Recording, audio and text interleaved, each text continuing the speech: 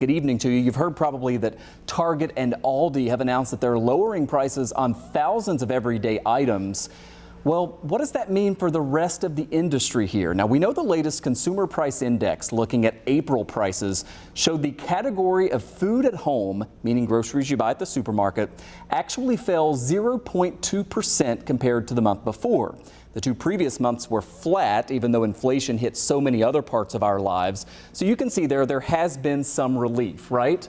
But while the news from Target and Aldi may sound great, keep this in mind.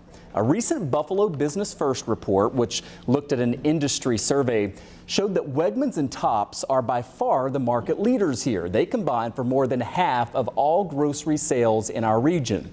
Late this afternoon, I heard back from both of those chains, Wegmans and Tops, and how they're kind of reacting to this price war of sorts at the supermarket. We have two expert voices to help us understand all this tonight. Dr. Charles Lindsay is Associate Professor of Marketing at UB School of Management. He's here in studio with me. And joining us live from Central New York is Syracuse University in Practice Professor in Supply Chain Management, Dr. Patrick Penfield. Thanks to both of you for being here. We really appreciate it.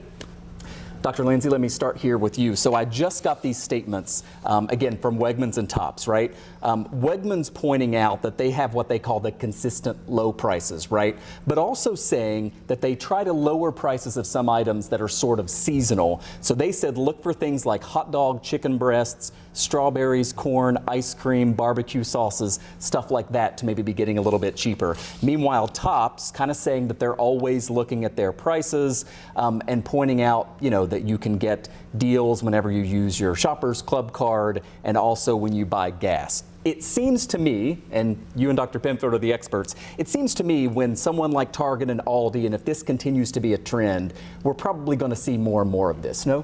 Absolutely, Michael. Wegmans has done this in the past in terms of seasonal items and so on and so forth. They tend to be more of an everyday low price player where they keep the price pretty much the same. Tops, more of a high-low player, promotions and discounts, things of that nature. But I think absolutely we're going to be seeing more of this in the next year. Good to know, right? Dr. Penfield, going to you, what do you make of what we heard there from Wegmans and Tops and reacting to all this? And how much of a difference does it make when, you know, Target and Aldi, which may be sort of small players here in Western New York, but they're big players nationally, right? How much of a ripple effect can that have?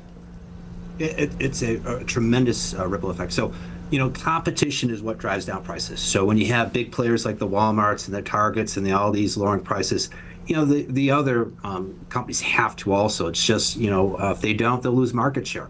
So, you know, it's a great thing. And I'm always a proponent of this. Competition drives down prices, and that's what we want to see as consumers. Professor Lindsay, how do the supermarkets balance at this difficult time? Because in many cases, they do have higher costs on their end as well. Shipping costs have gone up. Their prices they're paying, you know, at the wholesale level have gone up. How difficult is the balancing act there, right? Because we've heard of some big supermarket chains that have really increased a lot in profit. And there are some people who have attacked that, right? And said, in this time of big inflation, are you profiting too much? Absolutely, Michael. It's a difficult balancing act. And we've seen that not just in the supermarket space, but certainly in the supermarket space as well, where the first 2 years or so into the pandemic, if you go from 21 to 22, even the early part of 23, we saw a situation where many companies raised prices multiple times and demand really didn't react. It wasn't too reactive to that. And because of that, they reported record profit margins and record earnings. And I think at this point, consumers are pushing back. We've reached a tipping point. There's price fatigue and companies feel it. And that's why we're seeing this, not just in the supermarket space, but in other spaces too, retail spaces where companies are starting to slash prices and cut prices on seasonal items and other items and announce that. And with all the inflation we've experienced, any relief is good news, right? Absolutely. I want to ask both of you. I'll start, Dr. Penfield, with you. I had mentioned there the Consumer Price Index, and for February and March, food prices at the grocery store, food at home as the category, was flat, right? No monthly increase. And then in April, we actually saw a 0.2% decline in the overall cost at the grocery store. What do you make of that? Put that into some perspective for us, because a lot of other things were still getting more expensive. Grocery store prices seem to level a little bit. Yeah, I think the easiest way to explain is supply and demand, right? So there's more supply of food out there, right? Less demand, and so what's happening is that these retailers are all trying to capture market share, right? And so this is what they have to do in order to increase their sales, right? Is they have to start looking and saying, okay, we've got supply, that's not really a big issue now. Now we need to be competitive and we need to start reducing prices. So once you have the big players start doing that, then it's a domino effect. Then everybody else has to do it in order to to have customers come through their door.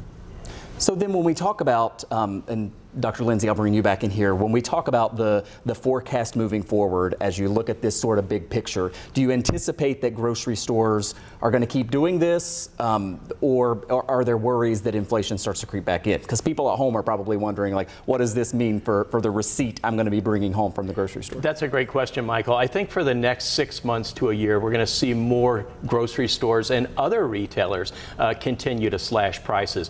What is happening is that demand is pretty weak in terms of discretionary items right now: furniture, non-essential clothing, electronics.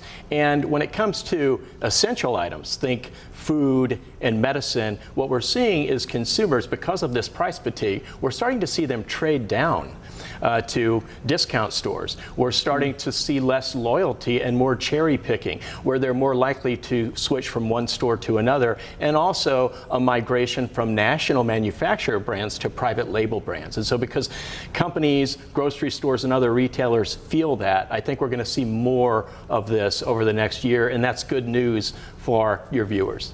Finally, Dr. Penfield, let me ask you, because we've discussed this quite a bit, that even though grocery store prices might be leveling off a little bit right now, compared to where we were 2 years ago, I mean, we're paying so much more, right? And prices don't normally go down. They just might stop getting more expensive at the same rate. Right, absolutely. So that's kind of the dilemma, things are getting better within the supply chain. So we know, it's not as bad. I mean, we have some ocean shipping issues for the most part, but everything else is pretty normalized. So as you stated, you won't see the huge drops in prices, but, things are starting to level out. So it won't be as much of a shock when we're shopping and trying to buy food items and, trying to take care of our families. So my hope is, again, we'll see maybe lower prices, and as Charles stated, these private brands, Walmart just introduced a new Better Goods private brand. That has a huge role in the marketplace. Those private brands can do a lot from a pricing standpoint. So I'm hopeful that, some of that will happen, that will occur, and then hopefully we'll see drops in price.